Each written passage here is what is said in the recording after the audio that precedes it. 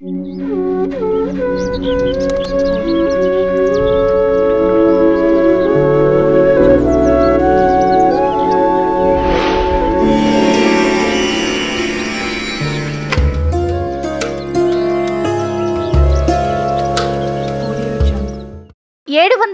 పాటు వెలుగుతున్న అఖండ దీపం గురించి తెలుసుకుందాం ఈ వీడియోలో.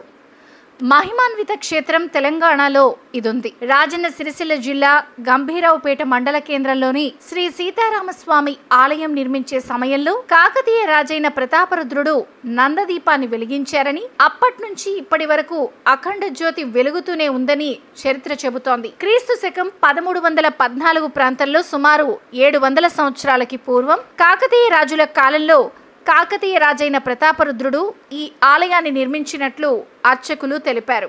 సీతారామస్వామి ఆలయ ఆవరణలోని 16 రాతి స్తంభాలతో కూడిన కళ్యాణ మండపం, 16 స్తంభాలతో కూడిన ప్రధాన మండపం కలిగి ఉండటమే ఈ ఆలయ విశిష్టత. ఇంకా 700 సంవత్సరాలుగా అఖండ జ్యోతి వెలుగుతూనే ఉంది.